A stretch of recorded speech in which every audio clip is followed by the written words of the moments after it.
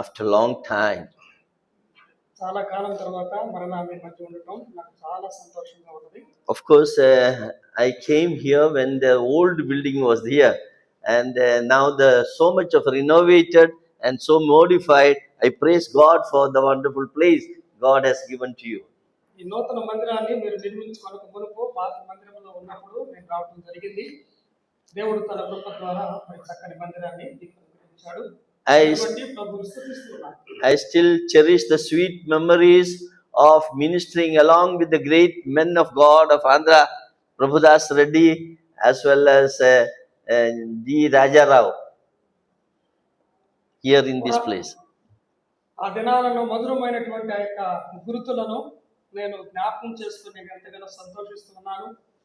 ప్రభుదాస్ రెడ్డి గారు, అదే రీతిగా డి రాజారావు గారు, ప్రముఖమైనటువంటి దేవుని సేవకులతో కలిసి నేను పరిచయం చేసే సమయం.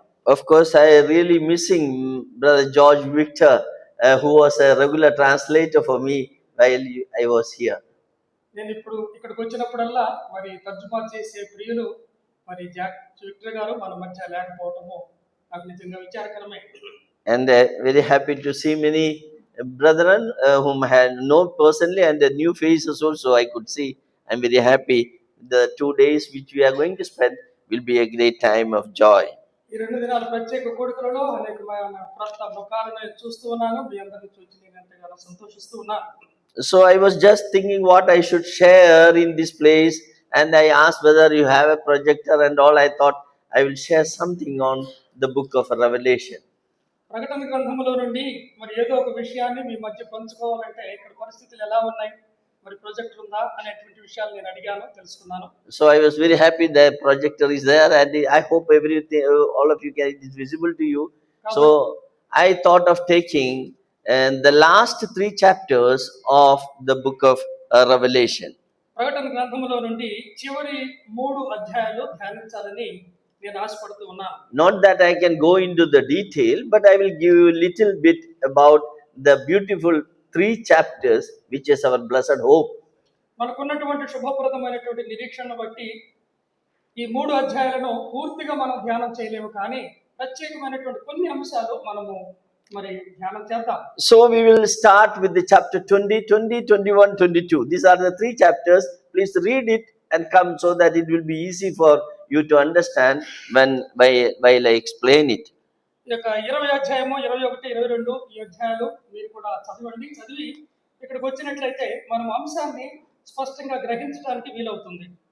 Shall we read verse 20 onwards? 20 verse 1 to 7 we will read.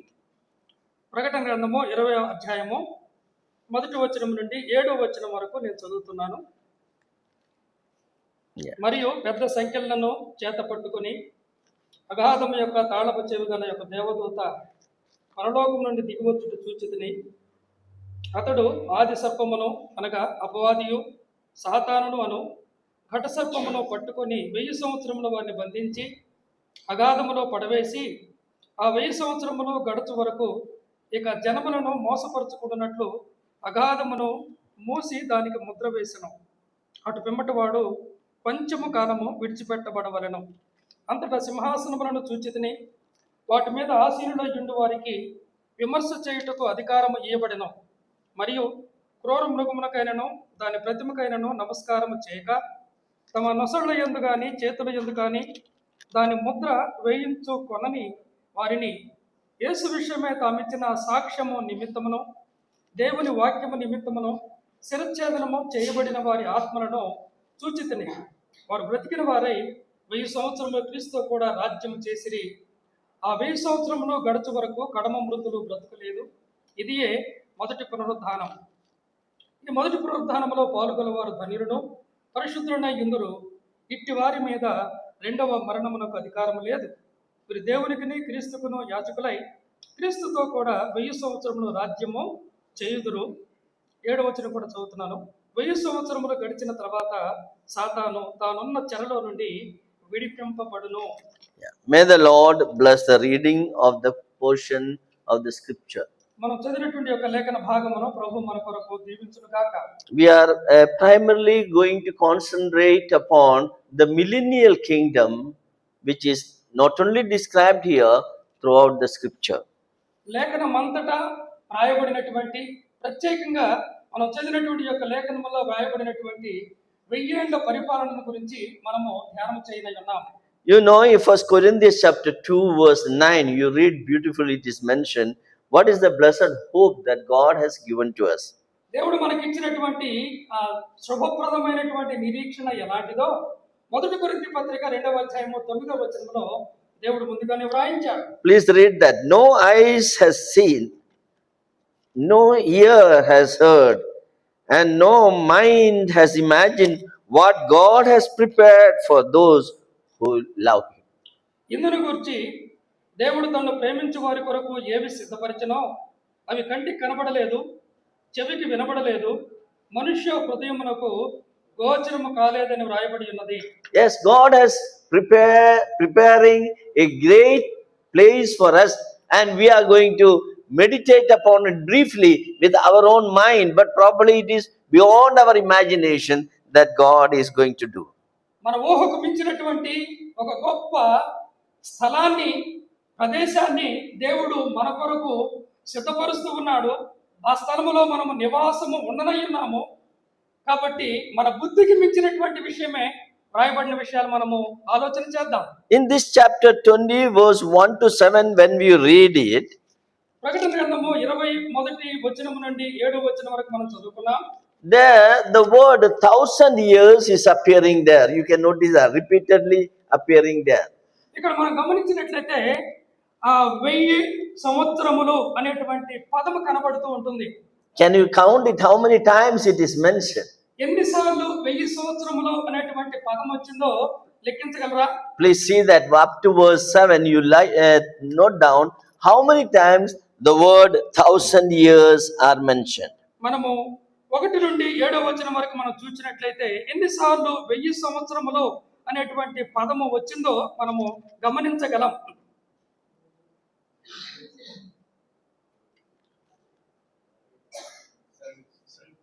Eh?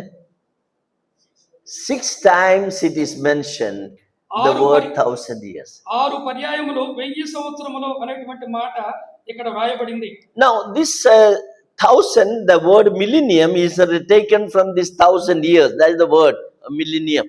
మనం ఇంగ్లీష్ లో మిలియనియం అంటాము, అది తెలుగులో మనకి 1000 సంవత్సరములని రాయబడింది. So we see that like any doctrine, you take any doctrine of the Bible, there are different views are there. మనము పరిశుద్ధ గ్రంథములో ఏ సిద్ధాంతపరమైనటువంటి విషయాన్ని చూచినా దాన్ని కూర్చున్నటువంటి వాదోపవాదాలు అనేకాలు ఉంటాయి. Even though the scripture is very clear, people make their own theories out of it. లేఖనములో విషయము స్పష్టంగా వ్రాయబడినప్పటికీ కూడా మనుషులు దానిని వేరొక విధంగా వ్యాఖ్యానించడం అనేది. You take the example of baptism. How many people different views are there regarding baptism? ఉదాహరణకు తీసుకున్నట్లయితే బాప్తిస్మము అనేటువంటి విషయంలో ఎన్ని భిన్నాభిప్రాయాలు ఉన్నాయో మనం ఎరిగి ఉన్నాం. Same is with the subject of millennial kingdom. అదే రీతిగా 1000 ఏళ్ల పరిపాలన గురించి కూడా భిన్నమైనటువంటి అభిప్రాయాలు ఉన్నాయి. But when you read and understand the scripture, God will reveal you the real and truth of the scripture. మనం వ్యక్తిగతంగా దేవుని యొక్క వాక్యాన్ని ధ్యానం చేసినప్పుడు ఆ లేఖనములో రాయబడినటువంటి సత్యం ఏమిటో దేవుడు మనకు బయలుపరచగలడు. I am not going to elaborate the different views because there is no use. What is the right view that we will take it up? కాబట్టి మామూలుగా ప్రచారములో ఉన్నటువంటి భిన్నమైనటువంటి బోధనలోకి నేను వెళ్ళటం లేదు, కానీ వాక్యములో రాయబడినటువంటి సత్యాన్ని మనము తెలుసుకుందాం. There are mainly 3 views are there among the Bible scholars. మరి పండితులను చెప్పబడుతూ ఉన్నటువంటి వారి మధ్యనే 3 విధాలైనటువంటి అభిప్రాయాలు 1000 ఏళ్ళు అనేటువంటి దాని మీద ఉన్నది. The one view is that a millennium means there is no millennium at all. 1000 ఏళ్ల పరిపాలన గురించి కొంతమంది ఏమని అభిప్రాయపడతారంటే అసలు 1000 ఏళ్ల పరిపాలన లేదే అంటారు. They don't believe that the Lord will come and establish His kingdom and He will rule for 1000 years. They don't believe that. ప్రభువైనటువంటి యేసుక్రీస్తు వారు భూలోకానికి వచ్చి 1000 ఏళ్ల పరిపాలన చేయడం అనేది వారు అంగీకరించరు. But here we see that very clearly Scripture says that He is going to rule for 1000 years. అయితే దేవుని యొక్క వాక్యములో బహు స్పష్టంగా రాయబడి ఉన్నది యేసు ప్రభు భూలోకమంతటిని కూడా 1000 సంవత్సరములు పరిపాలన చేస్తాడని. Yet people cannot believe it. కానీ ప్రజలు వీటిని నమ్మటం లేదు. So we take it that it is literally Lord Jesus Christ is going to come and he is going to establish his kingdom. ప్రభువైన యేసుక్రీస్తు వారు అక్షరార్థంగా వస్తాడు, అక్షరార్థముగా భూమి మీద 1000 ఏళ్ళు పరిపాలన చేస్తాడు అని మనం నమ్ముతూ ఉన్నాం. There's another view called the post-millennium. That means the world will go on improving. At the end of that, the Lord will come. మరికొందరి యొక్క అభిప్రాయం ఏమిటంటే ప్రపంచము క్రమక్రమంగా మార్పు చెందుతూ చివరికి అది 1000 ఏళ్ళ పరిపాలనగా మారుతుందంటారు. That is also not like we know world is not improving. Day by day, the world is degenerating, isn't it? మనం చూస్తూ ఉన్నాము ప్రపంచంలో మనుషులు కానీ లోకము కానీ మారేది లేనే లేదు. దినదినము ఇది ఎంతగానో కృషించిపోతూ ఉన్నది. The technologically probably there may be improvement, but morally there is a degeneration in the human mind. కాబట్టి సాంకేతికంగా అభివృద్ధి చెందుతుందేమో కానీ నీతి పరంగా మనం చూసినట్లయితే దుర్నీతి అధికమవుతూ ఉన్నది. So we cannot accept that theory also. ఆ వాదాన్ని కూడా మనం అంగీకరించడానికి ఆధారం లేదు. The right thinking is that Lord will come in glory and majesty and he will establish the kingdom of God. లేఖనము చెప్పేటువంటి సత్యం ఏమిటంటే ప్రభువైన యేసుక్రీస్తు వారు మహిమ ప్రభావములతో ఆయన వచ్చి తన రాజ్యాన్ని స్థాపిస్తాడు. So this view is generally known as pre-millennial view of the Lord's coming. ప్రభువైనటువంటి యేసుక్రీస్తు వారు వచ్చి తానే ఈ భూలోకాన్ని పరిపాలన చేసే ఆ యొక్క 1000 ఏళ్ల పరిపాలన అంటాము. So we see that the summary of the book of Revelation we should understand. ఈ సత్యాన్ని లేక ఈ సిద్ధాంతాన్ని మనము అర్థం చేసుకోవాలంటే మొదట ప్రకటన గ్రంథాన్ని గురించినటువంటి ఒక అవగాహన మనం కలిగి ఉండాలి. So in the beginning I want to give a brief idea of the book of Revelation. మొత్తంగా అసలు ప్రకటన గ్రంథములో వ్రాయబడినటువంటి ఆ విషయాన్ని మీ ముందు ఉంచుతాను. People have a lot of misunderstanding about the book of Revelation. ప్రకటన గ్రంథముల గురించి అనేక మంది అనేక రీతులుగా ఒక దురభిప్రాయాన్ని కలిగి ఉంటూ ఉన్నారు. First of all, even the believers they feel that it is very difficult to understand this book of Revelation. విశ్వాసుల సహితము ప్రకటన గ్రంథము చదవాలన్నా అర్థం చేసుకోవాలన్నా చాలా కష్టము అనేటువంటి వారు చాలా మంది ఉన్నారు. And because of that people are afraid to read it and they don't read it also. అందువలన ప్రకటన గ్రంథం చదవాలంటేనే భయం. ఆ భయాన్ని బట్టి అసలు ప్రకటన గ్రంథం చదవరు. But let me tell you, my dear brothers and sisters, that this book is very one beautiful book and is very simple also, not difficult at all. అయితే నేను మీకు ఒక మాట చెబుతూ ఉన్నాను, ఇది బహు సామాన్యమైనటువంటి పుస్తకము. ఇందులో కష్టతరమైనటువంటి విషయాలంటూ కూడా ఏమీ లేవు. Here we see this book, the Lord is describing the blessed hope of the church. అనగా సంఘము అయినటువంటి సంఘానికి ఉన్నటువంటి శుభప్రదమైనటువంటి నిరీక్షణ గురించి దేవుడి యొక్క గ్రంథములో వ్రాయించాడు. We are expecting that the Lord to come and to take the church to be with him. ప్రభువైన యేసుక్రీస్తు వారి యొక్క రాకడలో సంఘము ఎత్తబడి సంఘముగా ప్రభు సన్నిధిలో ఉంటామనేది మన నిరీక్షణ. Now please note down, there are two aspects of the Lord's coming. అయితే ఒక విషయాన్ని గమనించాలి, ప్రభు యొక్క రెండవ రాకడ రెండు ఘట్టాలుగా ఉన్నది. Number one, మొదటిగా he is coming for the church. సంఘము కొరకు మొదట వస్తాడు ప్రభు. And that is called as the rapture. In the English word, rapture we use. దాన్నే తెలుగులో మనం సంఘం పైకి ఎత్తబడుట అంటాం. That means the Lord is coming in the air. అనగా ఆయన మేఘమండలం మీదకి వస్తాడు. Normally we say mid-air. మధ్యాకాశం అంటాం. So Lord is coming, he is descending from heaven and he is coming in the mid-air. ప్రభు పరలోకము నుండి ఆ మేఘమండలంలోకి మధ్యాకాశానికి వస్తాడు. The true church will be raptured and taken to meet the Lord in the air. కాబట్టి సంఘము ఎత్తబడి ప్రభుని మేఘమండలం మీద కలుసుకుంటుంది. First Thessalonians chapter 4 verse 16 to 18 we read about that. ఈ విషయాలు మనకి మొదటి తెస్సలోనిక పత్రిక 4వ అధ్యాయము 16-18 వచనాలలో రాయబడ్డాయి. That means the church will be taken away. We will be meeting him in the air. ఈ రీతిగా సంఘము పైకెత్తబడిన తర్వాత మేఘమండలం మీద ప్రభువును మనము ఎదుర్కొంటాం. That is the blessed hope of the church. ఆ సంఘానికి ఉన్నటువంటి శుభప్రదమైన నిరీక్షణ. And we are all eagerly waiting for that coming of the Lord. ఆ ప్రభువు రాకడ కొరకై మనం ఎంతో ఆశతో ఎదురు చూస్తూ ఉన్నాం. That is generally called as the secret coming of the Lord. అనగా ప్రభు యొక్క రాకడ ఎలా ఉంటుందంటే రహస్యంగా ఉంటుంది. But after 7 years, 7 సంవత్సరాలు గడిచిన తర్వాత, that means during that time, the tribulation will start on this earth. ప్రభు అనగా సంఘం పైకెత్తబడిన తర్వాత 7 ఏళ్ల శ్రమల కాలం ఉంటుంది. Only after the church is taken, the tribulation will start. సంఘము పైకెత్తబడిన తర్వాత మాత్రమే 7 ఏళ్ల శ్రమల కాలం ప్రారంభమవుతుంది. The church will not pass through the tribulation. సంఘము శ్రమల కాలంలో ఉండదు.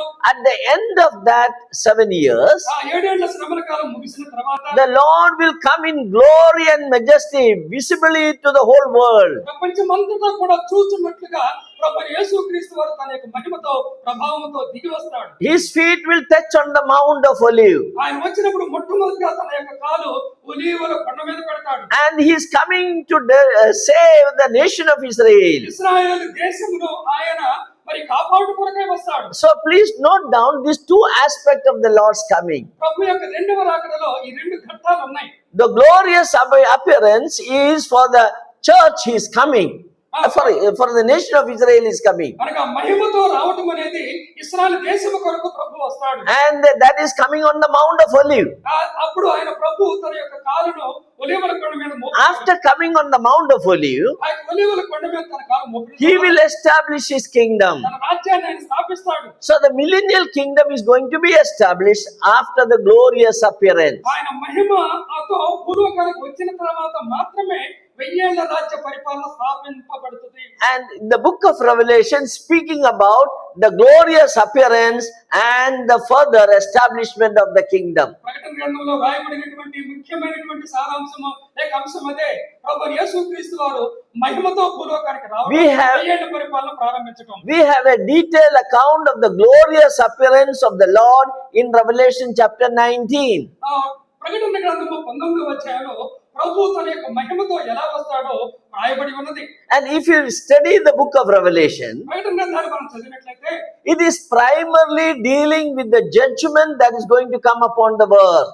ఈ లోకము మీదకి దేవుడు తీర్పు తీర్చనై ఉన్నాడే ఆ విషయాలన్నీ కూడా రాయబడ్డాయి. I told you there are 7 years of tribulation that is going to come. ఆ లోకము మీదకి 7 ఏళ్ల శ్రమల కాలము రానయ్యున్నది. So the book of Revelation is primarily giving the detailed account of that 7 years. ఆ 7 ఏళ్ల కాలాన్ని గురించినటువంటి సమగ్రమైనటువంటి విషయాలు ఈ యొక్క ప్రకటన గ్రంథంలో రాయబడ్డాయి. That is from chapter 6 of Revelation. ఆ ప్రకటన గ్రంథం 6వ అధ్యాయం నుండి And verse 19 we see that period of 7 years. కాబట్టి 19వ అధ్యాయం వరకు ఈ మధ్య కాలాన్ని 7 ఏళ్ల శ్రమల కాలం అంటారు. And the Lord is coming to judge the world ఈ లోకాన్ని తీర్పు తీర్చుట కొరకై ప్రభువు రానయ్యున్నాడు. and to bind Satan. అంత మాత్రమే కాదు సాతానుని బంధిస్తాడు కూడా. So you should understand the primary coming of the glorious appearance is to bind Satan for 1000 years and the bottomless pit. ప్రభువైనటువంటి యేసుక్రీస్తు వారు మహిమ ప్రకాశముతో భూలోకానికి వచ్చి ఆయన 1000 ఏళ్లు ఏం చేస్తాడంటే సాతానును బంధిస్తాడు అగాధములో. Afterwards he will establish his kingdom. మొదటిగా తన యొక్క రాజ్యాన్ని ఆయన స్థాపిస్తాడు.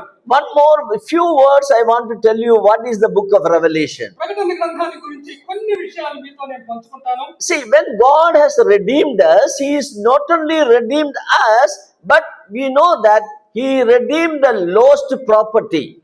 ప్రభు యేసుక్రీస్తు వారు మనల్ని విమోచించినప్పుడు మనుషులమైనటువంటి మనల్ని విమోచించడం మాత్రమే కాకుండా సృష్టిని కూడా ఆయన దృష్టిలో పెట్టుకున్నాడు. You know the book of Ruth, very familiar with that. That is a story of redemption. మనం ఎరుగుతున్న రూతు గ్రంథం అంతా కూడా విమోచన గ్రంథం అది. There we see that the Boaz is marrying or redeeming Ruth. అక్కడ మనం చూస్తాం బోయజు రూతును వివాహం చేసుకుంటాడు. Not only Ruth, he is also buying the land which was lost. తాను కోల్పోయినటువంటి ఆస్తిని కూడా తాను సంపాదిస్తాడు. So in the redemption process, two things are there. కాబట్టి విమోచనలో రెండు భాగాలు ఉన్నాయి. One, the redemption of the person. మొదటిగా వ్యక్తులుగా మనం విమోచింపబడడం. The redemption of the lost property. అంత మాత్రమే కాదు కోల్పోయినటువంటి ఆస్తిని కూడా తిరిగి సంపాదించడం. In the redemption, our redemption also, these two aspects are there. కాబట్టి మన యొక్క విమోచనలో కూడా ఈ రెండు భాగాలు ఇమిడి ఉన్నాయి. When Jesus died on the cross of Calvary, యేసుక్రీస్తు వారు కల్వరి శిలువలో మరణించినప్పుడు whatever we lost in Adam is to be redeemed. ఆదామునందు మనం ఏదైతే కోల్పోయామో అది కూడా మనకు దక్కింది. So he paid the price for everything. అన్నిటికీ ఆయన క్రయధనం చెల్లించాడు. Because of the death of Lord Jesus Christ on the cross of Calvary, Calvary శిలువలో ప్రభువైనటువంటి యేసుక్రీస్తు వారు మరణించడం He ద్వారా redeemed you and me. నిన్ను నన్ను ఆయన విమోచించాడు. He paid the price for our redemption. మన విమోచన క్రయధనాన్ని ఆయన But చెల్లించాడు. when Adam has committed sin, ఆదాము పాపం చేసినప్పుడు not only he was lost, even the entire earth became corrupt. ఆదాము మాత్రమే కాకుండా సృష్టి అంతా కూడా పతనమైపోయింది, శపించబడింది. So the redemption of the earth is very important. కాబట్టి ఈ యొక్క భూమిని కూడా విమోచించాలి. So Satan nowadays says that this earth belongs to him. సాతాను అంటున్నాడు ఈ భూమి అంతా కూడా నాదంటున్నాడు. He says this is mine. ఇది నాది. But actually he has nothing to do with the earth, isn't it? సాతానుకి అసలు అధికారం ఏముంది? You know, one day the Lord Jesus Christ, when he came, he took the Lord Jesus on the top of the mountain. మనం తెలుసు కదా ప్రభువు యేసుక్రీస్తు వారిని ఆ కొండ శిఖరం మీదకి తీసుకుని వెళ్తాడు. And he showed all the earth and the glory. భూలోకంలో ఉన్న మహిమంతా చూపిస్తాడు. What he did it? ఏమంటాడు? After he said, this is all. ఇదంతా నాదే అంటాడు. To whom he is talking? ఎవరితో మాట్లాడుతాడు? To the owner, you know. The owner is standing there. To the owner, he is saying, it is mine. నిజమైన యజమానుడు అక్కడుంటే యజమానితోనే మాట్లాడుతాడు. You worship me, I will give you freely. నాకు నమస్కారం చేస్తే నేను ఇస్తానంటున్నాడు. What a foolish statement, isn't it? ఎంత వెర్రి మాటలో చూడండి. Yes, Satan even now he is saying that this entire earth is mine. ఇప్పుడు కూడా సాతాను అంటూ ఉన్నాడు, మనుషులను మోసం చేస్తూ ఉన్నాడు. ఈ భూమంతా తనదే. So the book of Revelation telling that Jesus is coming to redeem this earth. కాబట్టి ప్రభువు యేసుక్రీస్తు వారు భూలోకానికి వచ్చి ఈ సృష్టి అంతటిని కూడా The విడిపిస్తాడు. earth belongs to Lord Jesus Christ. భూమి ప్రభువుకు చెందింది. Not only he is redeeming this earth, ఆయన భూమిని మాత్రమే కాకుండా he is going to establish his kingdom upon this earth. ఈ భూమి మీదనే తన యొక్క రాజ్యాన్ని ప్రభువు స్థాపించనయ్యున్నాడు. To redeem this earth, the first thing he has to bind Satan. He should arrest Satan. కాబట్టి ఈ యొక్క భూమిని తాను స్వతంత్రించుకోవాలంటే He is a he is an illegal occupant. అన్యాయంగా ఆక్రమించాడు తాను. If somebody has illegally occupied your house or your property, it is very difficult to get it back, isn't it? ఎవరైనా మన ఆస్తిని కానీ మన ఇంటిని కానీ ఆక్రమించుకుంటే వారిని పంపివేయడం చాలా కష్టం. You have to bring the police, you have to arrest warrant, everything you have to do that. పోలీసుకి చెప్పాలి, వాళ్ళు రావాలి, అరెస్ట్ చేయాలి, చాలా తప్పకుండా ఉంటుంది. As the book of Revelation is speaking that, కాబట్టి దీని గురించి ప్రకటన గ్రంథంలో రాయబడింది. there are 3 judgments are mentioned అందువల్ల 3 విధాలైన తీర్పులు. to remove Satan and all his people. కాబట్టి సాతాను యొక్క అనుచరులను పారద్రోలుట కొరకు Finally, from heaven there is an arrest warrant will come. పరలోకము నుండి అతన్ని బంధించడానికి అధికారం వస్తుంది. To whom to arrest whom? ఎవరిని బంధించాలి? Satan. సాతాను బంధించాలి. And then the Lord will establish his kingdom for 1,000 years. అప్పుడు ప్రభువు తన యొక్క 1000 ఏళ్ల రాజ్య పరిపాలనను స్థాపిస్తాడు. Now, first of all, you should understand this promise on the earth is given to the nation of Israel. మొదటగా ఈ భూమిని గురించినటువంటి వాగ్దానం అనేది దేవుడు ఇశ్రాయేలు జనాంగానికి ఇచ్చాడు. God told Abraham, I will give this land to you. దేవుడు అన్నాడు కదా అబ్రాహాముతో, ఈ దేశాన్ని నీకు ఇస్తానన్నాడు. I will bless your children. నేను నిన్ను నీ సంతానాన్ని. In the Old Testament, God very clearly mentioned that the Messiah will come and he redeem the earth and he will rule the earth. కాబట్టి పాత నిబంధనలో మెస్సీయా వస్తాడని, ఆయన విమోచిస్తాడని, ఆ తర్వాత పరిపాలన చేస్తాడని ఎన్నో మరి లేఖనాలు ఉన్నాయి. So it was primarily the promise that God has given to the nation of Israel. ఈ వాగ్దానం అనేది ప్రత్యేకంగా ప్రాముఖ్యంగా ఇశ్రాయేలు జనాంగానికి దేవుడిచ్చాడు. But we belong to Lord Jesus Christ. ప్రభువుకు చెందినటువంటి మన మనుషులు. He is going to be the King of Kings. ఆయన మన రాజుల రాజు. So we also join with him and rule upon this earth. కాబట్టి ప్రభువుతో పాటు భూలోకాన్ని 1000 ఏళ్లు మనం పరిపాలన. So we will also enjoy the millennial kingdom. ఆ 1000 ఏళ్ల పరిపాలనలో ఉన్నటువంటి ఆ యొక్క మహిమను మనం అనుభవిస్తాం. But our promise for us, he has promised not earth, he has promised heaven. కాబట్టి మనకున్నటువంటి ఆశీర్వాదాలు భూ సంబంధమైనవి కాదు కానీ పర సంబంధమైనవి. So we are going to dwell in the heavenly place. మనము పరలోకమందు ఉంటాం మనము. That is the promise that God has given to the church. సంఘానికి ఇవ్వబడినటువంటి వాగ్దానాలు దీవెనలు పర సంబంధమైనవి. God has given the promise of the millennial kingdom primarily to the nation of Israel. 1000 ఏళ్ల పరిపాలన దీని గురించినటువంటి వాగ్దానము కానీ ఆశీర్వాదాలు కానీ So before starting this millennial kingdom, he has to renovate this world. So it is all, the text is in English. I don't know whether how many of you can able to write it. I can give the slide if you can get it translated, that you can use it afterwards. Slide లో ఇక్కడ రాయబడ్డాయి. మనకి తెలుగులో లేకపోయినప్పటికీ కూడా reference ఉన్నాయి కాబట్టి reference రాసుకొని ఇంటికి వెళ్ళిన తర్వాత వాటిని చదువు. Yeah, that is good. References, you can write it down. No. Now look at that. I said to you, arrest warrant is coming from heaven. Look at that. పరలోకము నుండి సాతాను బంధించుట కొరకై ఆజ్ఞ బయలుదేరి వస్తుంది. A mighty angel is coming from heaven. బలమైనటువంటి దేవదూత వస్తూ ఉన్నాడు. Revelation chapter 20 verse 1 and 2 we have read that. 20వ అధ్యాయము మొదటి 2 వచనాలలో ఆ మాటలు రాయబడ్డాయి. To arrest illegal occupant. అన్యాయముగా ఆక్రమించినటువంటి Who is the illegal occupant? ఎవరు అనగా దాన్ని స్వాధీనం చేసుకుంది? Satan. సాతాను. Now people always ask, why the problem? If God is so loving God, why the problems are there in this earth? చాలా మంది లోకములు ఎప్పుడు అనుకునే మాట ఏమిటంటే దేవుడు అంత ప్రేమమయుడంటే Here is- లోకములు ఎందుకు శ్రమలు? Here is an answer. సమాధానం చూడండి ఇక్కడ. The world is today is under the control of Satan. లోకమంతా కూడా సాతాను వశములో ఉన్నది. So he is causing all the problems in the world. లోకములో శ్రమలన్నిటికీ కారణము సాతానే. One day God is going to arrest him. ఒక దినాన సాతాను బంధింపబడతాడు. Here you see the arrest warrant is coming in chapter 20 of book of Revelation. 20వ అధ్యాయంలో మనం చూస్తూ ఉన్నాము పరలోకము నుండి అతన్ని బంధించుట కొరకై ఆజ్ఞ బయలుదేరింది. Then what is happening? Look at that. ఆ తర్వాత ఏం జరిగిందో చూడండి. He'll be arrested and kept in a place called the bottomless pit. కాబట్టి అతన్ని బంధించిన తర్వాత అగాధములలో మూసివేసి ఉంచుతారు. Yeah, the Telugu translation very good. Agada Kubam. That's the verse. That is the right. My English translation is not right. Bottomless pit is not the right word. So here we see that Agada Kub. That is a prison for this Satan. కాబట్టి సాతాను ఆ యొక్క అగాధములో బంధింపబడతాడు. It's a prison for all the fallen angels. కాబట్టి పడిపోయినటువంటి దూతలందరికీ కూడా అది ఒక చెరసాల. The harmful angels, fallen angels are kept under chain. That is what the Peter says. పేతురు అంటున్నాడు కదా వారు మరి బంధింపబడి అక్కడ చెరసాలలో బంధింపబడి భద్రంగా ఉన్నారు. The Satan also chained and kept there for 1,000 years. అంత మాత్రమే కాదు సాతానును కూడా సంకెళ్ళ చేత బంధించి 1000 సంవత్సరాలు అక్కడ ఉంచుతాడు దేవుడు. Then the Lord will renovate the whole earth. భూలోకం అంతటి సృష్టి అంతటిని కూడా బాగు చేస్తాడు. And he will establish his kingdom. ఆ తర్వాత తన యొక్క రాజ్యాన్ని స్థాపిస్తాడు. Now he will establish his kingdom because in the capital will be Jerusalem.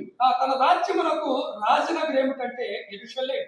Yeah, along with the nation of Israel, we also join and rule the world at that time. ప్రభుతో మనమందరము కలిసి ఆ యొక్క 1000 పరిపాలనలో పాలు పొందుతాం. Jesus Christ is going to be the King of kings and the Lord of lords. అప్పుడు ప్రభు రాజులకు రాజు ప్రభువులకు ప్రభువుగా ఉంటాడు.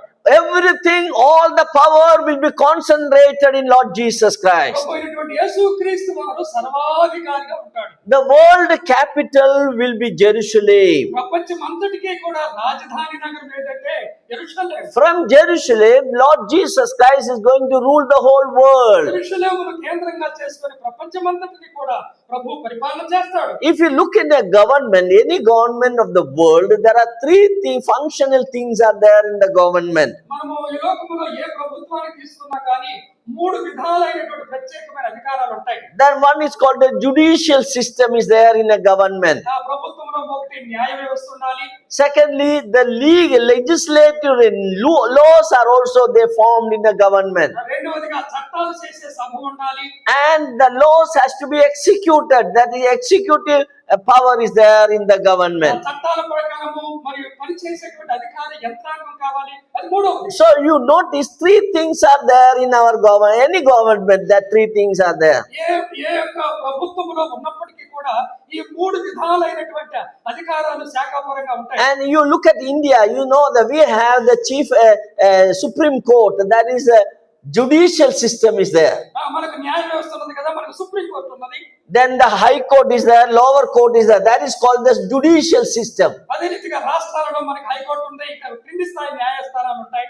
And secondly, we have legislative systems are there. రెండవదిగా చట్టాలు చేయడానికి చట్ట సభలు ఉంటాయి. That is parliament is there. They form the new rules are there, laws are formed. కాబట్టి మనకి కేంద్రంలో ఉన్నటువంటి పార్లమెంట్ కొత్త చట్టాలను చేస్తుంది. In the state, we have the legislative assemblies are there. అదే రీతిగా శాసనసభలు అనేవి రాష్ట్రాల్లో ఉంటాయి. So the second aspect of a government is that legislation, rules are formed, laws are formed. కాబట్టి రెండవదిగా ప్రభుత్వంలో ఉండవలసింది చట్టాలు చేసేటువంటి సభలు. So these laws has to be implemented, executed.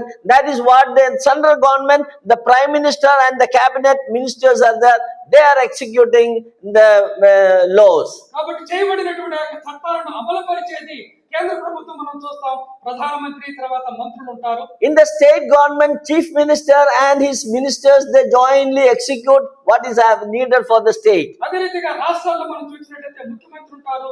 ఆ ముఖ్యమంత్రి కింద ఉన్నటువంటి మంత్రులు ఉంటారు. This is not only in India, all the world, these three things are there for a government. మన భారతదేశంలోనే కాకుండా ఏ దేశంలోనైనా కానీ ప్రభుత్వము ఈ రీతిగా పనిచేస్తూ ఉంటుంది. So in the millennial kingdom also, these three things are there. వెయ్యేళ్ల పరిపాలనలో కూడా ఈ మూడు విధాలైనటువంటి పరిపాలనా శాఖలు ఉంటాయి. But the beauty of that is that all the three things are concentrated in one person, that is Jesus Christ. అయితే ఇక మూడు విషయాలన్నీ కూడా కేంద్రీకరింపబడింది ఎవరి చేతిలో అంటే ప్రభు అయినటువంటి యేసు క్రీస్తు వారి చేతిలోనే. Look at that. Isaiah 33 is a very beautiful verse that says that everything, three things, that is judicial, legislative and executive powers are concentrated in Christ. Look at that. Isaiah 33 verse 22. ఈ మూడు విషయాలు కూడా ప్రభు చేతిలో ఏ రీతిగా కేంద్రీకరింపబడి ఉన్నాయో యెషయా గ్రంథము 33వ అధ్యాయము 2వ వచనాన్ని మనం చూద్దాం. 22. 33వ అధ్యాయము 22వ వచనం చూద్దాం. Yeah. 22వ వచనం చదువుతున్నాను. యెహోవా మనకు న్యాయాధిపతి. Yeah. 2 యెహోవా మన శాసనకర్త. Yes. 3 యెహోవా మన రాజు. Is it clear now?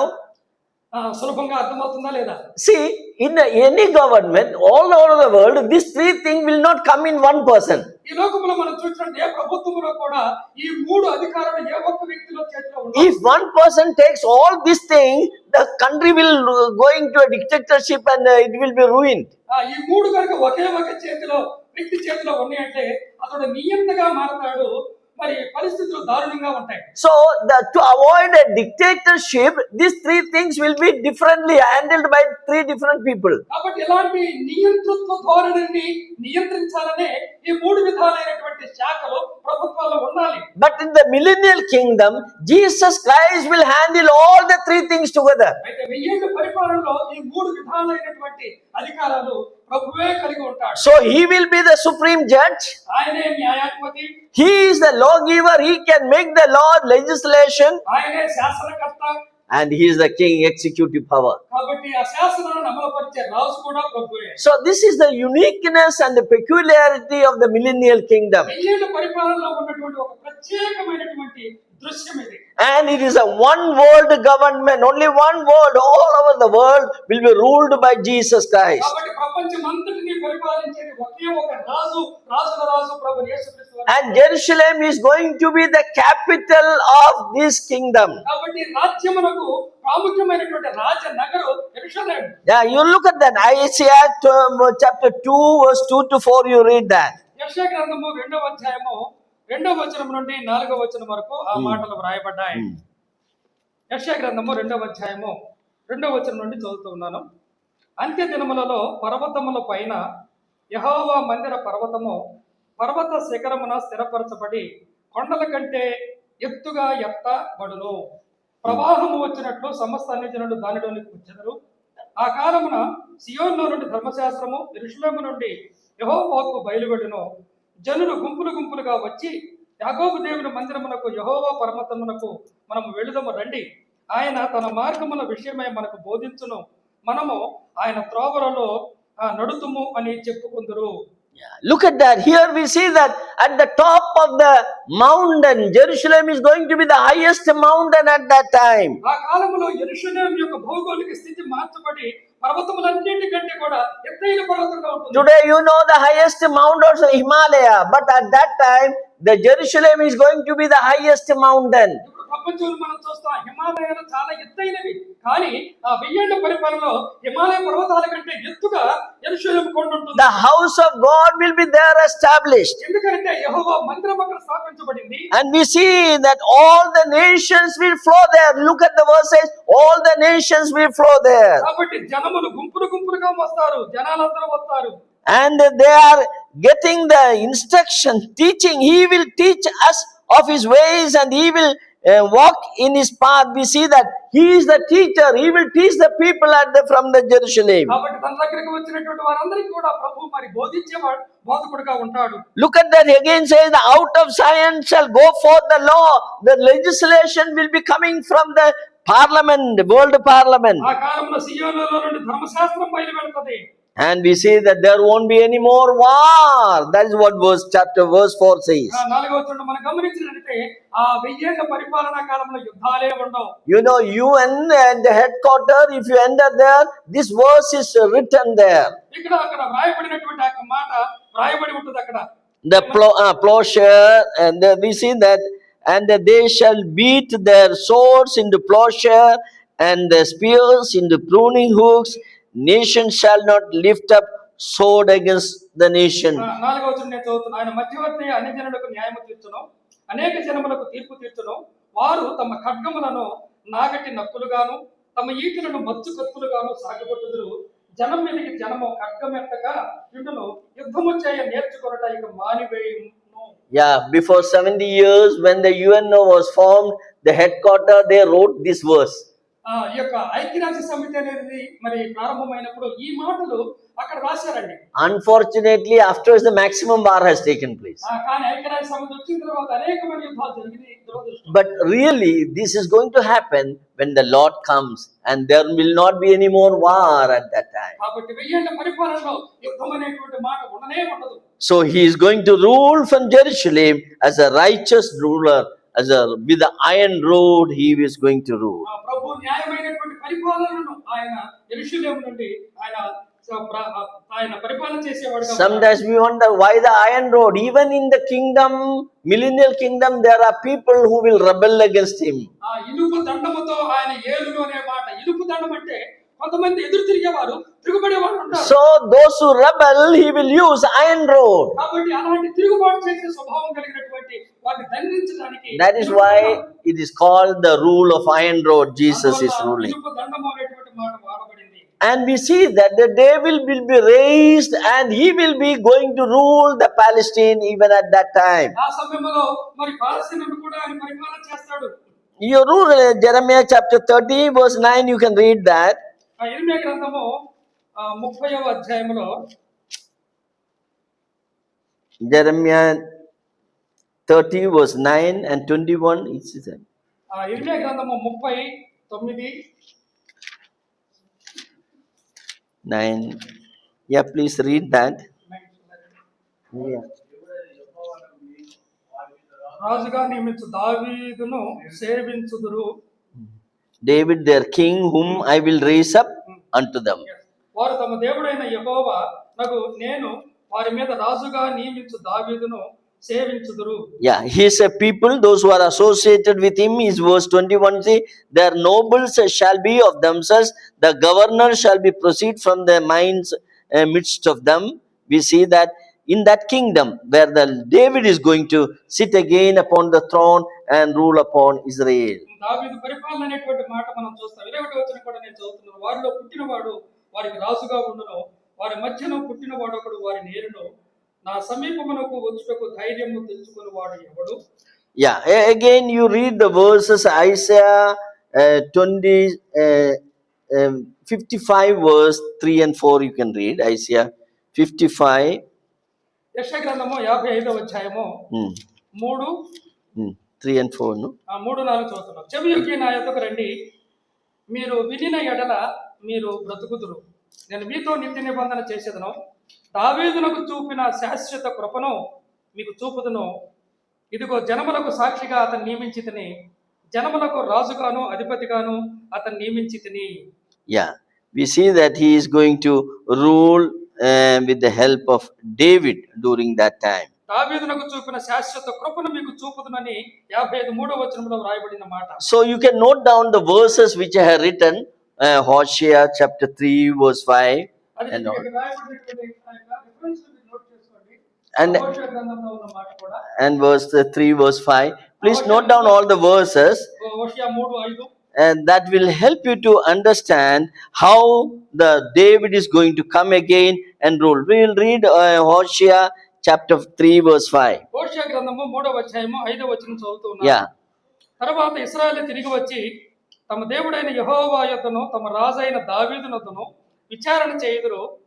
ఈ దినముల అంతమందు వారు భయభక్తులు కలిగి యెహోవా అనుగ్రహమునందుటకై ఆయన యొద్దకు వత్తురు. Yeah, in the latter days, the David, their king, will come and rule upon them.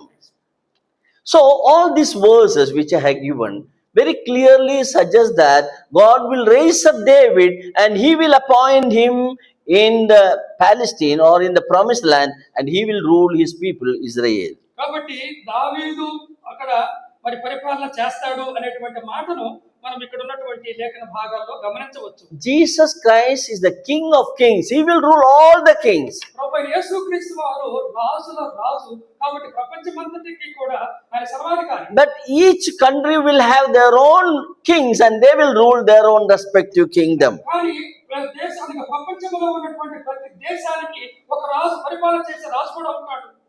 Now the question is there, who are the people involved in this kingdom? కాబట్టి రాజ్యంలో ఉన్నటువంటి మరి ప్రజలు ఎవరు అనేటువంటి ప్రశ్న. To understand that, you have to understand the glorious appearance of Christ. అనగా మొదట ప్రభువైన యేసుక్రీస్తు వారు మహిమలో ఏ రీతిగా ప్రత్యక్షమవుతాడో అది అర్థమైతే ఈ విషయం మనకు అర్థమవుతుంది. When the Lord is coming on the Mount of Olives, ఆ ప్రభు మరి ఆయన మహిమలో ఒలీవల కొండ మీద తన కాలు పెట్టిన he will establish a judgment at that time. ఆ సమయంలో దేవుడు తీర్పు తీరుస్తాడు. That judgment is called as the throne of glory. అనగా ఆ మహిమతో మహిమ సింహాసనం మీద ఆయన కూర్చొని తీర్చే తీర్పు అది. In the Gospel of Matthew chapter 24 and 25, we have the detailed account of his coming in glory and the judgment that will be followed.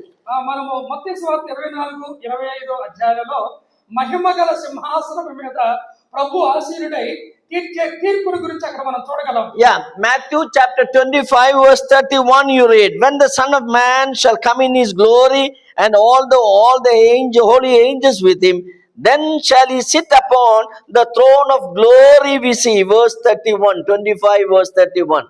25వ అధ్యాయం మత్తయి సువార్త 31లో తన మహిమతో మనుష్య కుమారుడు ఆయనతో కూడా సమస్త దూతలు వచ్చినప్పుడు ఆయన తన మహిమ గల సింహాసనం మీద ఆసీనుడై ఉండును. So before the beginning of the millennial kingdom, అనగా 1000 ఏళ్ల పరిపాలన ప్రారంభింపక మునుపు there will be a place of judgment and the judgment will be executed. దానికి ముందుగా తీర్పు ఒకటి ఉంటుంది, ఆ తీర్పు తీర్చబడుతుంది. Please note down these things. ఈ యొక్క విషయాన్ని గమనించాలి. He will call all the Gentile nations around him. అనగా అప్పుడు ఉన్నటువంటి అన్యులందరినీ కూడా ఆయన సమకూరుస్తాడు. He will divide the Gentile nations, అనగా ఆ యొక్క అన్యులైనటువంటి ఆ యొక్క రాజ్యాలను విభజిస్తాడు. and as a sheep and the goat, you read in the following verses, we read that. 25వ అధ్యాయంలో మాట్లాడినాయి. కొందరినేమో గొర్రెలు అంటాడు, కొందరినేమో మేకలు అంటాడు. That is, those who are goat, they are on the left side, those who are sheep on the right side. గొర్రెలు ఉంటాయి, ఎడమ చేతి వైపున మేకలు ఉంటాయి. So he will divide them as a sheep and goat. దేవుడు వారిని రెండుగా విభజిస్తాడు, కొందరు గొర్రెలుగా, కొందరు మేకలుగా. And goat are those who are caused sufferings and they persecuted the Jewish nation. అనగా ఈ యొక్క మేకలైనటువంటి వారు ఎవరంటే యూదులను శ్రమల కాలంలో బాధించిన వారు. Those who are not helped the Jewish people during the time of tribulation. శ్రమల కాలంలో యూదులకు సహాయం చేయనటువంటి వారు. They are the goats. వారే మేకలు. The sheep on the right side, those who are Jewish people, those who help the Jewish people during the time of tribulation. శ్రమల కాలంలో యూదులకు సహాయపడినటువంటి వారిని కుడి చేతి వైపు ఉన్నటువంటి గొర్రెలతో పోల్చాడు. Those who are in the prison, they visited. Those who are hungry, they given the food. It is mentioned there. So they are the one who help the Jewish people. My brother, you will notice that you help this my brother. కాబట్టి వారు ఆకలిగా ఉన్నప్పుడు వారికి ఆహారం ఇచ్చారు, దాహంగా ఉన్నప్పుడు నీరు ఇచ్చారు, తర్వాత దిగంబరులుగా ఉన్నప్పుడు బట్టలు ఇచ్చారు. నా సహోదరులు అనేటువంటి మాట ప్రభు అంటాడు యూదులు. So those who are on the left side, ఎడమవైపున ఉన్నటువంటి వారు they will be going to the hellfire. వారు నిత్య నరకానికి వెళ్తారు. Please note down, this is not the judgment for the church. This is nothing to do with the church. ఇది సంఘానికి సంబంధించినటువంటి యొక్క తీర్పు కానే కాదు. This is the judgment when the Lord comes in glory on the Mount of Olives upon the nations at that time. కాబట్టి ప్రభువు యేసుక్రీస్తు వారు మహిమతో భూలోకానికి వచ్చిన తర్వాత అప్పుడు మరి ఉన్నట్టు సజీవులుగా ఉన్నటువంటి అన్ని జనులకు దేవుడు తీర్చే తీర్పు ఇది. When the Lord is coming in glory, ఆయన మహిమలో వచ్చినప్పుడు ప్రభు along with him, you and me will be there. The church will be there. ఆ ప్రభువుతో పాటు మనము సంఘంగా ఉంటాం మహిమలో. We are in a glorified state. మనము మహిమ చెందిన వారుగా ఉంటాం. So we are not involved in this judgment. ఈ యొక్క తీర్పులో మనకు భాగం లేదు. So those who are not helping the Jewish people, ఆ కాలంలో శ్రమల కాలంలో యూదులకు సహాయం చేయని వారు they will be thrown into the hellfire, which is mentioned there. అక్కడ We see that they will be cast into the hellfire, which is belonging to Satan. ఆ అపవాదికి వాని దూతలకు Verse 41, yeah, verse 41. నిత్యాగ్నిలోనికి పోవుదురని 41వ వచనంలో చూస్తాం. So the wicked ones will be thrown out. కాబట్టి వారు దుష్టులు కనుక నిత్యాగ్నిలోనికి త్రోయబడతారు. Those who are on the right side, కుడివైపున ఉన్నటువంటి వారు they are the sheep. They will be allowed to enter into the millennial kingdom. వారు మరి గొర్రెలతో పోల్చబడ్డారు. వారు యూదులకు సహాయం చేసిన వారు. వారు మాత్రమే ఆ యొక్క వెయ్యేళ్ల పరిపాలనలో Please ప్రవేశిస్తారు. note down, they are entering into the millennial kingdom with the natural body. గమనించాలండి, ఈ రీతిగా అన్యులైనటువంటి వారు మరి ఆ యూదులకు సహాయం చేసినటువంటి వీరు దీవించబడిన వారు మామూలుగా రక్త మాంసములు కలిగినటువంటి శరీరంతో వెయ్యేళ్ల They are not entering in the millennial kingdom with the glorified body. వారికి ఇంకా అప్పటికి మహిమ శరీరాలు ఉండవు. So you can see that people in the millennial kingdom have natural body. అనగా వెయ్యేళ్ల పరిపాలనలో భూమి మీద ఉన్నటువంటి వారిలో ఉన్నటువంటి మనుషులందరూ కూడా So, వారికి ఉన్నటువంటి శరీరం వారు కలిగి In the millennial kingdom, there is marriage. ఆ వెయ్యేళ్ల పరిపాలనలో వివాహాలు ఉంటాయి. But there is no marriage in heaven. కానీ పరలోకంలో వివాహాలు లేవు. There is no marriage in heaven. We are in a glorified body. There is no marriage. కాబట్టి మహిమలో ఉంటాం కనుక పరలోకంలో వివాహాలు అంటూ ఉండవు. So we see that this particular idea you should have. కాబట్టి ఈ విషయాన్ని ప్రత్యేకంగా మీరు గమనించాలి. Along with that, we who are glorified body will also enter in the millennial kingdom. కాబట్టి భౌతికమైనటువంటి శరీరాలు కలిగినటువంటి వారు భూమి మీద ఉంటారు. వారిని పరిపాలన చేయడం కొరకే ప్రభుతో పాటు మనము మహిమ శరీరాలు కలిగి ఉంటాం. So in the millennial kingdom, people with a glorified body as well as with a natural body will be there. కాబట్టి ఈ రీతిగా వెయ్యేళ్ల పరిపాలనలో భూమి మీద ఉన్నటువంటి వారు భౌతికమైనటువంటి దేహం కలిగి ఉంటారు. మనమైతే మహిమ శరీరం కలిగి ఉంటాం. The beautiful example I can give you that will help you to understand this one. ఇది గ్రహించాలంటే ఒక లేఖన భాగాన్ని మనం చూడాలి. In the book of Matthew chapter 17, if you read, మత్తయి సువార్త 17వ అధ్యాయంలో మనం చూసినట్లయితే we know the story of Lord Jesus Christ going on the mount of transfiguration. ప్రభువైన యేసుక్రీస్తు వారు రూపాంతరము చెందినటువంటి కొండ. And in chapter 17, we read about that. He is ascending into the top of the mountain and he glorified himself. ప్రభువైన యేసుక్రీస్తు వారు తన యొక్క మహిమను ప్రత్యక్షపరుస్తాడు ఆ కొండ మీద. Yeah, Matthew chapter 17, you read. మత్తయి సువార్త 17వ అధ్యాయంలో రాయబడినటువంటి When Jesus was glorified, యేసు ప్రభు ఆ రీతిగా మహిమ ప్రత్యక్షమైన తర్వాత there appeared, who are the two people appeared there? అక్కడ మరి ప్రభుతో పాటు కనబడినటువంటి ఇద్దరు ఎవరు? Moses and ఏలియా. Elia. Okay, you are attending that. Just I'm checking whether you are attending or not. Okay, so you are attending, right? Good. So Moses and Elia appeared there. కాబట్టి అక్కడ మోషే ఏలియా కూడా కనబడ్డారు. They are appeared in a glorified body. కానీ వారు మహిమ శరీరాలతో కనబడతారు. You know the Elia, he never died. He was taken alive. మనం ఎరుగుదుమో ఏలియా మరణించకుండానే But మరి they- ప్రభు సన్నిధికి వెళ్ళాడు. But on the mount he appeared in glory. కాబట్టి ఈ యొక్క కొండ మీద మహిమలో కనబడ్డాడు. Moses, we know that he died, but the God buried him. మనం ఎరుగుదాం మోషే కూడా మరణించాడు కానీ దేవుడే అతన్ని పాతి పెట్టాడు. But he appeared again there on the mount. ఆ మోషే కూడా మహిమ శరీరంలో ఆ కొండ మీద కనబడ్డాడు. Whom they are representing? అనగా మీరు దేనికి ప్రతినిధులు? They are representing those who are taken without dying. They are glorified. They are there. అనగా మరణాన్ని అనుభవించకుండానే మార్చబడినటువంటి వారికి ప్రతినిధులుగా మీరు ఉన్నారు. Secondly, those who are resurrected and glorified, they are represented Moses. అంత మాత్రమే మోషే అనగా మృతి పొంది మరలా మహిమ శరీరాలతో లేస్తారే వారికి ముంగుర్తుగా మోషే See, ఉన్నాడు. when the Lord comes, ప్రభు వచ్చినప్పుడు those who are dead in Christ shall be raised first. మొదటిగా క్రీస్తు నందు మృతులైన వారు మొదట లేస్తారు. The dead ones will be raised and they are glorified. వారు మహిమ శరీరాలతో లేస్తారు. Moses is representing such type of people. అలాంటి వారికి ప్రతినిధిగా ముంగుర్తుగా మోషే ఉన్నాడు. But we who are alive, అయితే అప్పటికి సజీవుడిగా ఉన్నవారు without seeing that, we will also glorified. మరణము చూడకుండానే మార్చబడి మహిమ శరీరం పొందుతారు. The Elia is representing that. కాబట్టి అలాంటి వారికి ప్రతినిధిగా ముంగుర్తుగా ఏలియా ఉన్నాడు. So we see the Moses and Elia, they are representing two type of glorified people. కాబట్టి మహిమలో ప్రవేశిస్తూ ఉన్నటువంటి ఈ రెండు రకాలైనటువంటి విశ్వాసులకు ప్రతినిధులుగా మోషే ఏలియా ఉన్నారు. Jesus is glorified. యేసు ప్రభు మహిమలో ఉన్నాడు. Apart from that, who else is there in that on the top of the mountain? కొండ మీదకి మనం చూసినట్లయితే మరి ఇద్దరు వ్యక్తులు కూడా ఉన్నారు. వారే Yes, Shishadu, that's correct. That is Peter, John and James. ప్రభుతో పాటు అక్కడ ముగ్గురు శిష్యులు కూడా అక్కడ ఉన్నట్లుగా But మనం in what type of body they have? వారికి ఎలాంటి శరీరం ఉన్నప్పుడు Natural body they have. భౌతికంగా మనం నేడు కలిగి ఉన్నటువంటి యొక్క So actually that image or that vision God has given is a miniature millennium. అనగా 1000 ఏళ్ల పరిపాలనకు 1000 ఏళ్లకు ఇది ఒక చిత్రంగా మనకి ఇక్కడ Yeah. కనబడుతుంది. See, in chapter 16, the Lord is telling them that some of you are here will see the Son of Man coming in glory until you will not die. That is what chapter 16 we read that. Yeah. Chapter 16. Verse 27 and 28 you read that. Huh?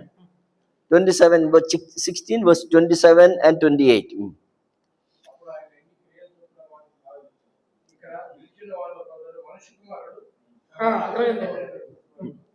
28 it is written. 28 very clear.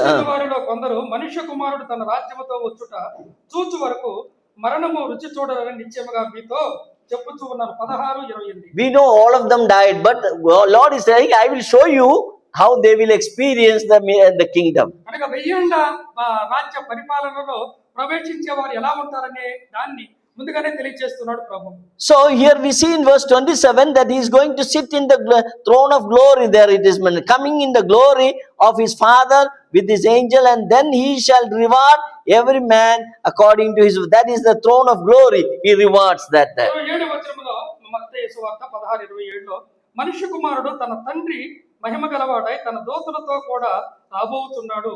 అప్పుడు ఆయన ఎవని క్రియల చొప్పున వానికి ఫలమిచ్చును అని. So Lord Jesus Christ want to show them the picture or the miniature millennium, and chapter 17 he is showing them the millennial kingdom. కాబట్టి రాబోయే 1000 ఏళ్ల పరిపాలన ఎలా ఉంటుంది అనే దాన్ని ముంగుర్తంటామో సూచనగా ప్రభు ఇక్కడ 17వ అధ్యాయం చూపిస్తూ ఉన్నాడు. So I hope you understand what is the millennial kingdom. కాబట్టి 1000 ఏళ్ల పరిపాలన అంటే ఏమిటో కొంత అర్థమైందని నేను Who are the subject? Who are the people involved in the millennial kingdom? 1000 ఏళ్ల పరిపాలన ఉండేటువంటి ప్రజలు ఎలా ఉంటారు అనేది కూడా మీకు చెప్పాను. So we see that the millennial kingdom will have people with a glorified body and also with a natural body. 1000 ఏళ్ల పరిపాలనలో రెండు విధాలైనటువంటి ప్రజలు ఉంటారు. మహిమ శరీరాలతో ఉన్నటువంటి వారు, అదే రీతిగా భౌతికమైనటువంటి సాధారణ శరీరాలు కలిగిన వారు. So there is a population will increase because of that, because they are with a natural body will marry and they will increase in population. భూలోకంలో ఉన్నటువంటి భౌతికమైనటువంటి శరీరాలు కలిగినటువంటి వ్యక్తులలో వివాహాలు ఉంటే కనుక జనసంఖ్య పెరుగుతుంటుంది. But the church is in a glorified body. There is no marriage for the church members. సంఘములో ఉన్నటువంటి మనము మహిమ శరీరాల్లో ఉంటాము కనుక అక్కడ వివాహం అనేటువంటి ప్రస్తావనే లేదు. And there is a lot of socio-economic development will take place in that kingdom. 1000 ఏళ్ల పరిపాలనలో అనేకమైనటువంటి మార్పులు భౌగోళికంగా ఎన్నో మనం చూస్తాం. We have seen that there is no war, no more war. అక్కడ మనం చూచాము ఇక యుద్ధాలే ఉండవు. And we see that all the social justice will be provided to everyone. Economic progress will be there. ప్రజలందరికీ అందరికీ సమానమైనటువంటి న్యాయం దొరుకుతుంది. No, మాత్రమే కాకుండా ఆర్థికంగా అభివృద్ధి చెందుతారు అందరూ. no wickedness will be allowed because iron rod will be there. He will rule with the iron rod. దుష్టత్వం అంటూ ఉండనే ఉండదు. కారణం ఏమిటంటే ప్రభు ఇనుప దండముతో పరిపాలన చేస్తాడు. Yes, the righteous will flourish at that time. నీతిమంతులు వర్ధిల్లుతారు. And the death is there, మరణం ఉంటుంది, but very rare. చాలా అరుదు. And who is dying? They are sinners only die. కాబట్టి మరణించేది ఎవరంటే పాపులు మాత్రమే. Because there we see the Lord is going to rule with the iron rod, so the sinners will die. కాబట్టి పాపులైనటువంటి వారికి దేవుడు విధించే శిక్షను బట్టి So వారు చనిపోతారు. in the millennial kingdom also there is death. కాబట్టి వెయ్యేళ్ల పరిపాలనలో కూడా మరణం ఉంటుంది. But if somebody dies, they live for a long time. అనగా వారు ఒకవేళ జీవించినట్లయితే ఎంతో ఎక్కువ కాలం బ్రతుకుతారు. People are going to live 800, 900 years. 800, 900 సంవత్సరాలు కూడా బ్రతుకుతారు. Like they say, the entire earth will be air conditioned. You know that. ప్రపంచమంతా కూడా ఎలా ఉంటుందండి? ఇప్పుడు మనం కూర్చున్నట్లుగా air condition. Can you imagine the whole earth is a air conditioned effect is there? ప్రపంచమంతా కూడా ఎలాంటి స్థితి కలిగి ఉంటుంది. And the lifespan will increase. కాబట్టి జీవిత పరిమాణం అంతా కూడా చాలా పెరుగుతుంది. 800, 900 years people are going to live. ఒక్కొక్కడు 800 సంవత్సరాలు 900 సంవత్సరాలు జీవిస్తారు. You may be wondering, oh, I don't want to live that much, isn't it? కాబట్టి అంతకాలం ఎలా బ్రతుకుతారని అనుకోవచ్చు. But the church is in a glorified body. We are eternally living. That's a different thing. మనము మహిమలో ఉంటాం కనుక మనము నిత్యత్వాన్ని పొంది ఉంటాం. Now, if somebody dies, ఒకవేళ ఎవరైనా చనిపోతే, see, it is dying in 100 years. That's what the Bible says. ఒకవేళ చనిపోయినా కానీ అప్పటికి ఆయన వయసు ఎంత అంటే 100 సంవత్సరాలు. Somebody will say, oh, yesterday our neighbors, there is a small child died. మన పొరుగున ఉన్నటువంటి చిన్న పిల్లవాడు నన్ను చనిపోయాడు కదా, అతని వయసు ఎంత అని అడిగితే, Now ask, what is the age of the child? పిల్లవాడి యొక్క వయసు ఎంత అని అడిగితే 100 years. 100 సంవత్సరాలు. 100 years is a child. కాబట్టి ఒక చిన్న బాలుడి యొక్క వయసే చనిపోయే సంవత్సరం. Yeah, read it. It's not my imagination. Isaiah chapter 65. యెషయా గ్రంథము 65వ అధ్యాయం. Yeah, read there. 65 verse 20 to 22 you read. 65వ అధ్యాయము యెషయా It's mentioned that the life of man will be like the life of trees. 65వ అధ్యాయము 20 చదువుతున్నాను. Yeah, read verse 20. అక్కడ ఇకను కొద్ది దినములే బ్రతుకు శిశువులు ఉండరు, కాలము నిండని ముసలివారు ఉండరు, బాలురు 100 సంవత్సరముల వయసు గలవారై చనిపోవుదురు. Yeah. పాపాత్ముడై శాపగ్రస్తుడగు వాడు సహితము 100 సంవత్సరములు బ్రతుకును. Yeah, look at that. The people will live for a long time, and the infant will die of 100. అనగా ఒక చిన్నవాడు చనిపోయినప్పటికీ కూడా అతని వయసు 100 సంవత్సరాలు అనే మాట స్పష్టంగా ఇక్కడ రాయబడి ఉన్నది. To make it understand, today we live up to 80 year or 90 year, right? నేటి దినాలలో మనిషి జీవించేది ఎక్కువగా 80 సంవత్సరాలు 90. If you are 80 year we are living, then a child 10 year a child die, we say a child die 10-year-old. అప్పుడు మనం ఇప్పుడు ఉన్నటువంటి భాషలో లేకపోతే ఉన్న పరిస్థితుల్లో మనం చేస్తే ఒక చిన్న బాలుడు మరణిస్తే 10 సంవత్సరాలు. There people are living 800 years, so 100 year is a child. కాబట్టి ఆ దినాలలో 800 900 సంవత్సరాలు కనుక చనిపోయేటువంటి చిన్నపిల్లలు కూడా So proportionately you should 800 year people are living, so a person who is dying of 100 year is a child. కాబట్టి ఆ దినాలలో ఉన్నటువంటి లెక్క 800 సంవత్సరాలు బ్రతుకుతారు, 100 సంవత్సరాల వయసులో చిన్నపిల్లవాడు మరణిస్తాడు. So in verse 20 very clearly says why he is dying is a sinner. కాబట్టి ఎందుకు అతడు మరణిస్తున్నాడంటే పాపాత్ముడై. So only a sinner will die, because of the sin he is dying. కాబట్టి పాపము వలన అతడు మరణిస్తున్నాడని దీన్ని బట్టి మనం గ్రహించాలి. There is no death for the righteous one in the millennial kingdom. వెయ్యేళ్ల పరిపాలనలో నీతిమంతులుగా జీవిస్తూ ఉన్నటువంటి వారికి మరణం అంటూ లేనే లేదు. The knowledge will increase at that time. ఆ జ్ఞానం అనేది అధికమవుతుంది. Today the knowledge is already increased, but it is going to increase more during the millennial kingdom. ఈ దినాల్లో కూడా జ్ఞానం ఎంతగానో విస్తరించింది, కానీ ఎంతకంటే ప్రబలమవుతుంది ఆ దినాలలో. Isaiah 11 verse 9, you can read that. యెషయా గ్రంథము 11వ అధ్యాయము 9వ వచనంలో Read that. 9వ వచనం చదువుతున్నాను. నా పరిశుద్ధ పర్వతమంతటను ఏ మృగమును హాని చేయదు, నాశనం చేయదు. సముద్రము జనముతో నిండి ఉన్నట్టు లోకము యెహోవాను గూర్చిన జ్ఞానముతో నిండి ఉండును. Yeah, the knowledge of the Lord will be filled the whole earth as water covers the sea. Yeah. లోకము యెహోవాను గూర్చిన జ్ఞానముతో నిండి ఉండును. And many believe that there will be a unified language. Everyone will have understand the language. అనగా అందరికీ ఒకే భాష ఉంటుంది అనేటువంటి ఆలోచన కూడా ఉన్నది. Zephaniah chapter 3 verse 9, if they believe that it is a unified language will be there. అనగా ఆ జెఫన్యా 3:9లో వ్రాయబడినట్లుగా ఒకే భాష ఉంటుంది, అనగా అందరూ అర్థం చేసుకునేటువంటి భాష అనేటువంటి మాట వాడతారు. I don't know which language it is. అది ఏ భాష మరి మనకు తెలియదు కానీ I always desire that it should be Malayalam. ఆ భాష మలయాళం అని అనుకుంటున్నాడు. I don't know what language, but I believe that whatever language you speak, the other person can understand. That will be the best one, అంటే probably. మిలియనియంలో ఎలా ఉంటుందంటే భాష ఏదైనా కానీ అందరూ అర్థం చేసుకుంటారు. Right? In the Pentecostal time, they were speaking different language. Everybody understood that language. రెండవ అపోస్తల కార్యములో వారు భాషతో మాట్లాడినప్పుడు కూడి ఉన్నటువంటి వారందరికీ అర్థమైంది. Or there is no language barrier will not be there. కాబట్టి నేడు ఉన్నట్లుగా భాష అంతరాలు అనేవి ఆనాడు ఉండవు. People can understand the different languages easily. అనగా ఏ భాష అయినా కానీ వారికి ఆనాడు అర్థం. There's a agriculture and industrial development will be there throughout the world. ప్రపంచమంతటా కూడా వ్యవసాయము అనేటువంటి రంగము, అదే రీతిగా సాంకేతిక పరమైనటువంటి రంగము, ఇవన్నీ ఇండస్ట్రీ, ఇవన్నీ కూడా పరిశ్రమలు కూడా అభివృద్ధి చెందుతాయి. Look at some of the verses. Isaiah 30, the cultivation is so much there. 30 verse 25, 23. యెషయా గ్రంథము 30వ అధ్యాయము 25వ వచనం చదువుతున్నాను. Yeah, 30. 24వ వచనం Verse చదువుతున్నాను. 23. Maybe up and down it will be there. 23. 23వ వచనం చదువుతున్నాను. నీవు నీ భూమిలో విత్తుటకు నీ గింజలకు కావలసిన వాన ఆయన కురిపించును, భూమి రాబడి అయిన ఆహార ద్రవ్యము ఇచ్చును, అతి విస్తార సార రసములు కలదై ఉండును.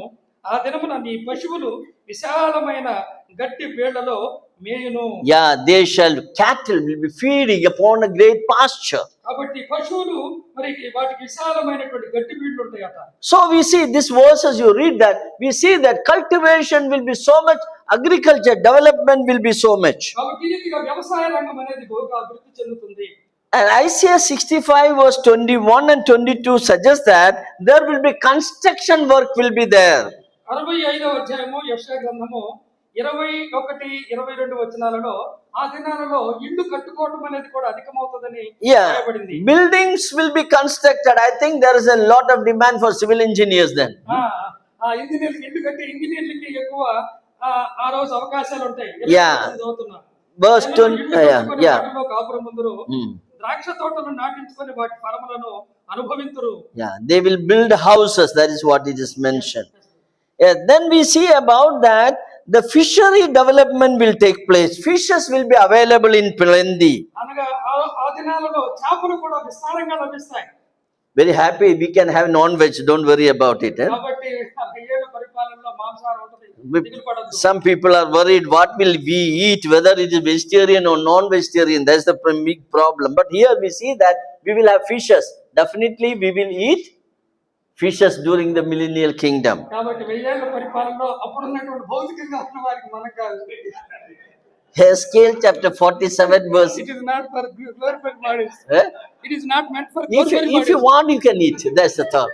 Because Lord Jesus Christ, what he ate after the resurrection? He ate fish. Broiled fish he ate. So, if Jesus ate broiled fish after the resurrection, you also can eat. That's all, no problem. But one thing is there's no hunger, there's no thirst. If you want, you can eat, but it's not necessary. Okay, for a glorified body. But normal human beings are there, they will eat. Ezekiel, you read that verse, Ezekiel 47 verse 9 and 10. 47 SQL గ్రంథము.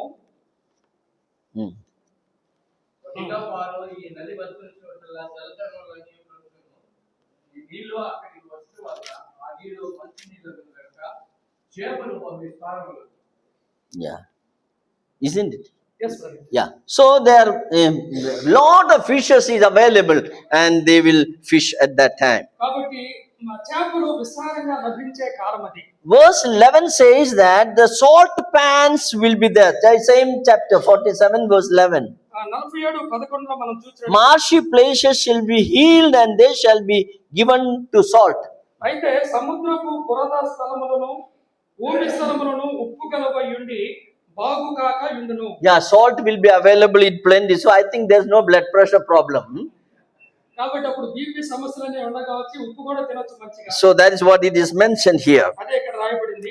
And the metallurgical, gold and all will be very cheap at that time. కాబట్టి వెండి బంగారాలు అనేవి కూడా విస్తారంగా లభిస్తాయి. Yeah, Isaiah 60 verse 17. యెషయా గ్రంథము 60:17 వచనములో రాయబడినటువంటి 60 verse 17.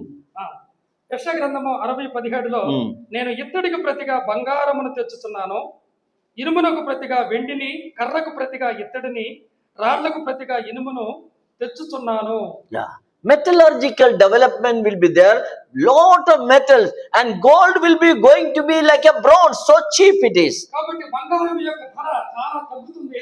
తర్వాత ఈ లోహాలన్నీ కూడా విస్తారంగా ఆ దినాలలో లభిస్తాయి. So during the time of millennium, lot of changes are going to occur. కాబట్టి ఈ రీతిగా 1000 ఏళ్ల పరిపాలనలో ప్రకృతిలో ఎన్నో మార్పులు సంభవిస్తాయి. As my time is up, I am stopping here. We will continue the study in the next class. సమయం అయిపోయింది కనుక నేను ఎంతటితో ముగిస్తూ ఉన్నాను. ప్రభు చిత్తమైతే వచ్చే తరగతిలో ఆ విషయాలను So ధ్యానం చేద్దాం. these notes are in English. Those who want it, I can give it.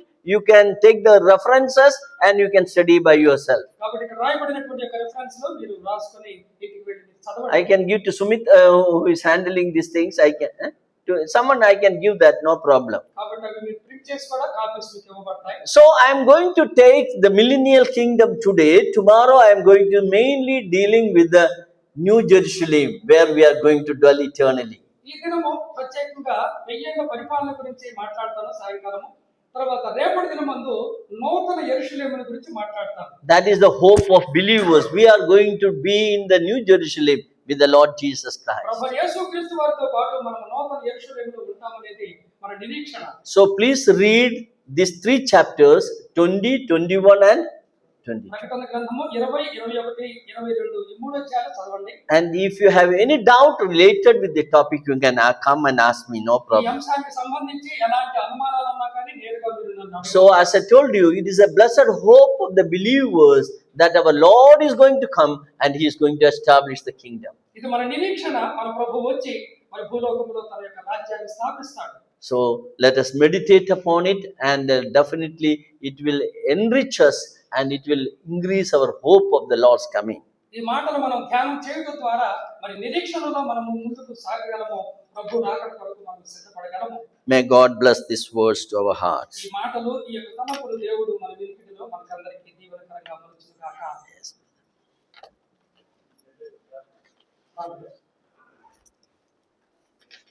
ప్రార్థన చేద్దాం.